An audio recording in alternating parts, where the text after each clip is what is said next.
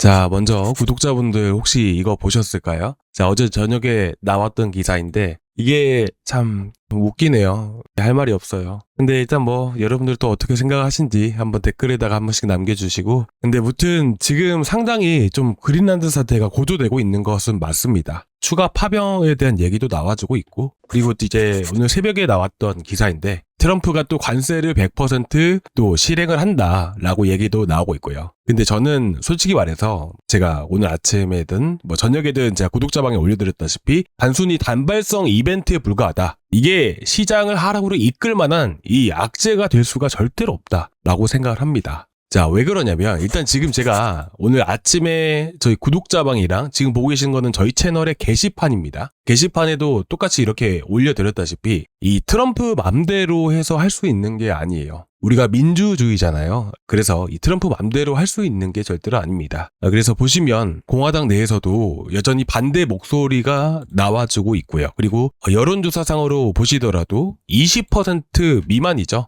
그래서 지금 현재 시장에서도 미국 증시 같은 나스닥 같은 경우도 어제 낙폭이 조금 더 확대되는 흐름들을 또 보여주고 있다가 현재 계속해서 다시 한 번 더 반등을 보여주게 되면서 회복이 나와주고 있는 거예요. 어쨌든 시장 자체만으로 봐더라도 큰 악재로 아직까지는 받아들여지는 게 아닌 것 같다라는 것이죠. 그런데 그린란드와 합병하려고 하는 목적이 뭐라고 말씀드렸었나요? 바로 히토류였잖아요. 그렇죠? 이 히토류가 세계 최대 매장지 중 한 군데가 그린란드예요. 근데 자, 어제 나왔던 기사 보시게 되시면 어떤가요? 이미 미국이 브라질이랑 히토류 협력 방안까지. 자, 어떻게 보면 이게 단순히 이 트럼프는 이제 그린란드를 합병을 하려고 하기보다는 오히려 정치적인 압력, 경제적인 압력을 보여주기 식으로, 이 겁주기 식으로 하려고 하는 것 같아요. 그리고 혹시라도 최악의 상황에 다다랐을 때 당연히 관세를 매길 수도 있잖아요. 단 1%의 가능성이라도. 이 관세를 매기게 되면 어떻게 될까요? 물가가 올라갈 수밖에 없겠죠. 그래서 관세하게 되면 물가가 생각이 나야 되는 것이고, 이 물가에 대한 우려감 때문에 작년 초에는 시장이 많이 떨어질 수밖에 없었던 겁니다. 근데 결국에는 이 물가에 대한 흐름들을 보시게 되시면 자, 현재 1월 16일입니다. 2.2%예요. 작년 거 보시게 되시면 12월 달치 3.3%죠. 상당히 많이 둔화되고 있어요. 이 정도 흐름이면 충분히 1분기 내로 한 3월달, 뭐 늦어도 4월달 전에는 금리 인하할 가능성이 매우 큽니다. 그렇다 보니까 관세를 매긴다 하더라도 물가 자체가 계속 둔화되고 있기 때문에 사실 오히려 지금 이게 관세 때문에 물가가 다시 한 번 더 크게 급등하기는 어렵다라고 저는 생각을 해요. 그렇다 보니까 시장에 타격이 가기가 매우 힘들다. 오히려 저는 싸게 살 수 있는 기회가 다가온다라고 생각을 하고 있습니다. 자, 그러면 단기적으로는 또 앞으로는 어떤 흐름들이 나올 수가 있을까요? 그러기 위해서는 우리가 일정들을 계속 체크하고 봐야 돼요. 이번에 나왔던 그린란드 사태에 대한 관련 내용들을 살펴보시게 되시면 21일 다보스 포럼 연설을 포함해서 2월 1일 전까지 자, 제가 시나리오 올려드렸었잖아요. 그래서 이런 식으로 자, 협상이 진행될 것이다. 군사적 양보의 형태로 전개되는 시나리오가 이렇게 나와줄 가능성이 높다라고 보시면 됩니다. 그러면 이 기술적인 흐름상으로 보셨을 때 자, 이게 지금 빨간 색깔 선과 이 파란 색깔 선이 뭐냐면 자, 빨간 색깔은 21선이고요. 자, 파란 색깔 선은 201선이에요. 자, 그리고 여기다가 제가 한 개 더 추가를 해보겠습니다. 자, 보시면 이 아래 하단에 있는 빨간 색깔 선은 241선, 그 밑에 파란 색깔은 481선이에요. 그렇잖아요. 자, 그러면 기술적인 흐름대로 보셨을 때 자, 앞에서 급등하기 전에 앞에 터진 이 거래량만큼 자, 이 거래량만큼 이렇게 쌓였다는 것은 어떤 의미죠? 바로 매물이라는 게 많이 포진되어 있는 위치예요. 자, 이 구간이 현재로서는 2,800억 원과 2,900원이 해당이 됩니다. 이 매물이라는 게 많이 포진되어 있다는 것은 그만큼 강한 지지 구간의 형성이 되어 있구나 라고 여러분들이 보시면 되세요. 그래서 지금 밑골이 달았던 이 제일 끝에 구간이 2,800원 구간들이잖아요. 현재로서는 다시 한 번 더 하방 테스트를 하기 위해서 내려갈 수는 있겠지만 다시 한 번 더 지지해주는 흐름들이 보이게 되면서 상승할 가능성이 매우 높게 됩니다. 지금 보시게 되시면 제가 아까도 말씀드렸다시피 2월 1일 전까지 조금씩 협상을 해 나가기 시작할 거예요. 그렇게 되면 어떻게 될까요? 협상을 하게 되면 이 불확실성이 어느 정도 잔존해 있는 것은 맞으나 맞죠? 그쵸? 불확실성이 남아있잖아요. 협상이 완벽하게 돼야 끝날 거 아니에요. 그쵸? 그렇다 보니까 협상이 진행될 때마다 어떻게 됩니까? 이 불확실성이 어느 정도 해소가 되기 시작을 하게 되면서 그 다음부터 해서 다시 한 번 더 상승하는 이런 흐름들이 나와 줄 겁니다. 아시겠죠? 그래서 2월 1일까지니까 어느 정도 시간이라는 게 좀 많이 남아있죠. 그래서 현재 뭐 차트상으로 봤을 때는 대략 이쯤이 되는 겁니다. 그래서 당분간은 바닥을 다지는 흐름들이 나와줄 가능성이 높다. 그 전에 협상이 진행되기 때문에 이런 흐름들이 나와준다. 이렇게 여러분들이 보시면 될 것 같아요. 걱정하실 거 정말 하나도 없습니다. 정말 오히려 우리가 기회다 보니까 우리가 진짜 다음 코인을 준비한다라고 여러분들이 보셨으면 좋겠어요. 자, 그러면 우리가 일단 당분간은 이런 이슈들 때문에, 이런 불확실한 이슈들 때문에 메이저 코인들은 대부분 지지부진해요. 근데 오늘도 보시면 엑시 인피니티라든지 급등하는 코인들이 또 여러 개 또 나타나고 있잖아요. 그렇죠? 그러니까 이런 코인들 같은 경우에는 이런 시장 안의 자금들이라는 게 여전히 알트코인으로 많이 유입이 되고 있기 때문에 알트코인들은 펌핑하는 시장이라는 게 만들어지게 됩니다. 그래서 우리가 현재 이 토탈3라는 이 차트가 뭐냐면 알트코인들의 전체 차트예요. 쉽게 말해서 우리가 증시 같은 경우에는 코스피, 코스닥이라는 게 있듯이 마찬가지로 코인 안에서는 이 코스피라는 게 하나의 코스피 지수 이렇게 얘기를 하잖아요. 그래서 시장을 대변하는 게 이 지수 차트예요. 그 코인으로 가져가게 되었을 때는 이 알트를 본다. 그러면 토탈3다 라고 여러분들이 보시면 되십니다. 그렇다 보니까 지금 마찬가지로 전체적으로 지지부진한 흐름들이 나와주고 있지만 이런 상승세가 다시 한 번 더 나와줬을 때 결국 이때 급등하는 이런 코인들을 노려보면 좋지 않을까요?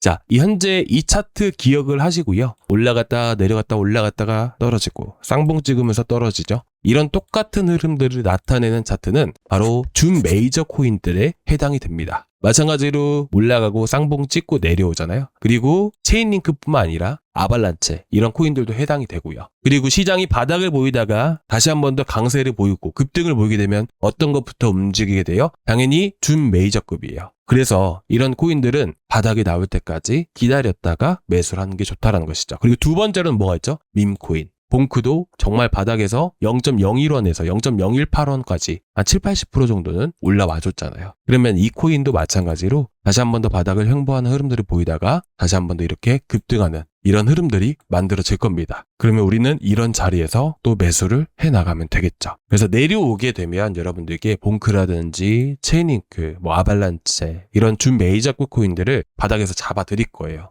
결국에는 올라오는 흐름들이 나올 수밖에 없어요. 그리고 이제 좀 더 우리가 기다려야 되겠죠. 근데 결국 단타라는 것은 뭐냐면 기다리는 게 절반 이상이에요. 그래서 우리는 기다렸다가 이렇게 올라오는 흐름들이 나오게 되면 어떻게 될까요? 체인링크라든지 아발란체라든지 이런 것들도 한 못해도 15에서 한 20%씩은 강하게 상승을 보여줍니다. 그렇잖아요. 우리는 이걸 먹으려고 들어가는 거다. 이렇게 보시면 되세요. 봉크도 마찬가지로 아까처럼 똑같은 흐름 보이다가 바닥에서 상승 나오면 20-30% 정도는 또 먹을 수가 있습니다. 아시겠죠? 그래서 우리가 단타 같은 경우에는 좀 더 내려오는 시점에서 매수한다라고 생각하고 지금 이런 불확실한 상황이라는 게 결코 크게 계속 지속될 수 있는 것은 아니기 때문에 걱정하지 않으셨으면 좋겠고요. 자, 그리고 이제 22일 날 옵티미즘이 바이백이 나오게 되잖아요. 이것도 이제 22일 날 투표가 진행이 돼요. 바이백이 결정이 된다는 것은 뭐냐면 자, 지금까지는 제안이라고 했어요. 제안이란 건 뭐냐면 투표를 통해서 결정이 된다라는 얘기예요. 그렇기 때문에 22일부터 해서 투표가 시작이 되는 거예요. 22일 날 51% 넘어가는 거 보고 나서 진입해도 늦지 않아요. 최근에 바이백했던 코인이 오늘 나왔던 기사인데 스카이 프로토콜이 해당이 되잖아요. 그렇죠. 스카이 프로토콜도 바이백이 된 겁니다. 근데 지금 보시면 어때요? 시장 영향을 거의 안 받았어요. 계속 상승세를 보여주고 있잖아요. 그렇죠? 이런 식으로 여러분들 보시면 되세요. 그래서 단타로는 옵티미즘 나갈 거고요. 그리고 기다렸다가 단타로 나갈 코인들이 지금 아발란체, 체인링크 이런 코인들 이런 식으로 보시면 될 것 같아요. 그래서 내려오게 되면 제가 타점은 따로 잡아 드릴 거고요. 그리고 보니까 어저께 제가 아반티스 나가서 한 10% 정도 수익 보고 나왔잖아요. 근데 이제 대부분 제가 추천드리는 코인들은 구독자방에다가 이런 식으로 안내 드리고 있어요. 보시면 아반티스도 목표치 도달했다라고 해서 바로 매도 의견 드렸었고 얼마 전에 진입을 했었던 베라체인도 마찬가지로 또 매수 추천 이런 식으로 드리고 있거든요. 목표가도 이렇게 미리서 말씀드리고 있고요. 그래서 베라체인 같은 경우도 또 오늘도 또 올라가고 있더라고요.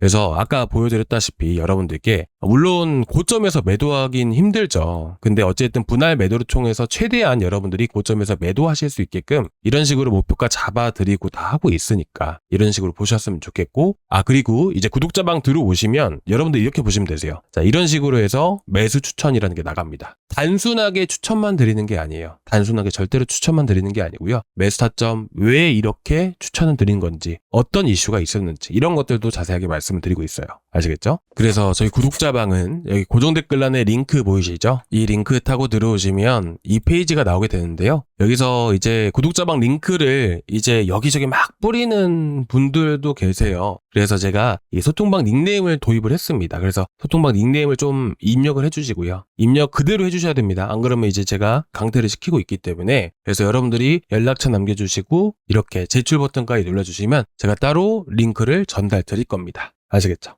이렇게 구독자방 들어오시기 바라고요. 지금보다는 좀 더 기다렸다가 타점을 노려보자고요. 기다리는 것 자체가 뭐 나쁜 게 아닙니다. 급할 거 없이, 단타라는 것은 결국 타점이 와야 들어가는 부분들이기 때문에 그 타점이 올 때까지는 우리가 기다리는 게 오히려 안전하게 수익을 볼 수 있는 방법이라고 저는 생각을 합니다. 그래서 이렇게 여러분들이 좀 보셨으면 좋겠고, 리플도 뭐 지지부진한 흐름들을 보여주고 있지만 결코 나쁜 흐름을 보여주고 있는 것은 아니기 때문에 이 이슈가 해소가 되었을 때는 바로바로 또 올라올 수 있다. 이렇게 여러분들이 보셨으면 좋겠습니다. 자, 오늘 여기까지 준비했는데 좀 어떠셨나요? 조금이나마 도움되셨다면 구독과 좋아요 한 번씩 부탁드리고 다음 시간에 또 뵙도록 하겠습니다. 감사합니다.